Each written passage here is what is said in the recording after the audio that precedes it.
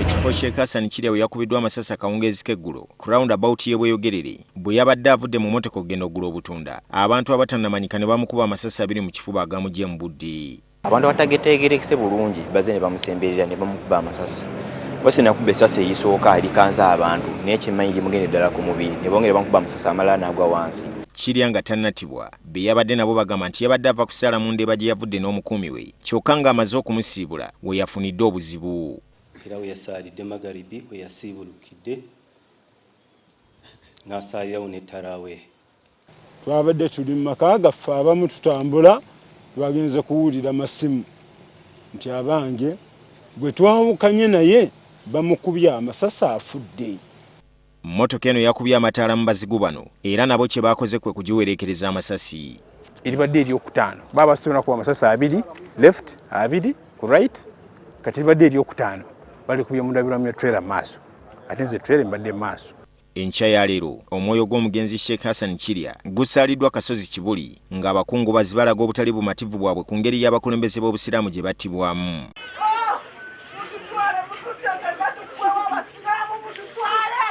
Tunakuwala buli kiseera okuyimiriranga nga twogera ku bafu abatemuddwa. Ebikwekweto eby'ebyobufuzi mubiwadde omulaka mubiwadde tayimu nnene okusinga ebikwata ku bulamu bw'abantu.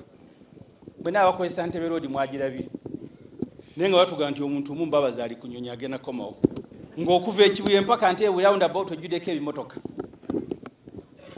Naye Kirya baamu omusirikale omu ate naye yadde awese bwe bagenze omuddira. Nammwe ababagoberera nammwe muli bantu n'osanga omu ng'alina emmotoka 6 zigoberera ye. Naye abaali bagaa nti bano they are high risk targets. N'omusirikale omu enkya nawe nojja nitukungubaga ne tulinda Seeka Mulaalo banaamuleeta. Masjidi Nuru ye William Street eyo kisaabire twamugamba buli kimu naye ekigambo kya security eyo kimanyi kyegamba eganti anti nammwe mugende mu mobilizinge kye mwagala IGP tukikole tandika n'olwalo tumobilizinge onookyagala eggwanga temujja liddukamu. Ssenkulu wa poliisi General Kale Kaihura agamba nti kituufu ddala poliisi tekoze kimala kyokka n'agamba nti n'amateeka ge bakoleramu nago galiko engeri gye gabakugiramu.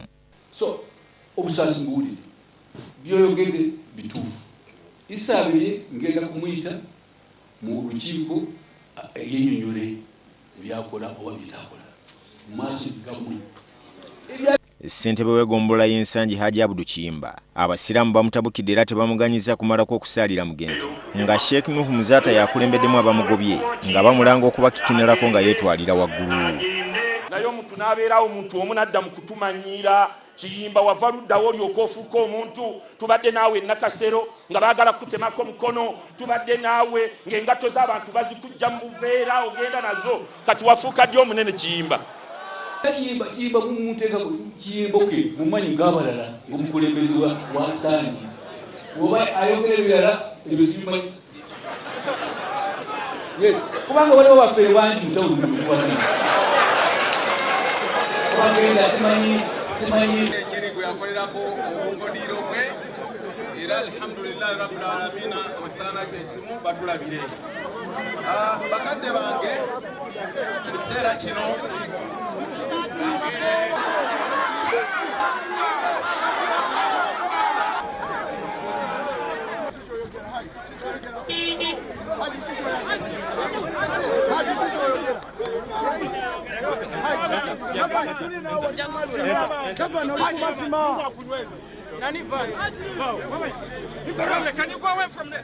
Yakiikiridde gavumenti General Moses Sali agambye nti kibaluma nga gavumenti okulaba nga abantu battibwa wabula n'ayanukula babadde beemulugunya nti bwe baba beetaaga enkyukakyuka balina kuyita mu makubo amatuufu ekitabudde abakungubazi. Problems of Muslims should be done through negotiation, not killing. People should sit down and resolve the problem of Muslims. This is his belief. Ye ssentebe wa bamasheki mu ggwanga Sheikh Obed Kamulegeya ategeezezza gavumenti nti singa tebaako kyekolawo ng'ekisibo kino tekinnaggwako agenda kulangirira ekiddako. Obwama tujja kutiwanga abali luddawa tetujja kubikiriza. Abasiraamu munaawulire be ŋŋamba. Musitule emikono nabo nga munaawulire. Temugezaawo ne mugenda awalala nga sinabagamba. Esawa ya kyawula ntamu. Wandikibwa bigamba nti ebyo byonna by'obakoleredde ku nsi Katonda kwasinziira okugemulira ejjana singa oba ng'otusiza olunaku lwo lw'okuva ku nsi. Sheikh Ibrahim Hassan Kirya oluvannyuma omubiri gwe gugalamiziddwa mu limbo y'obusiraamu Enkowe ku luguudo lw'e Hoima. Dini Lubowa Sava, NTV Akawungezi.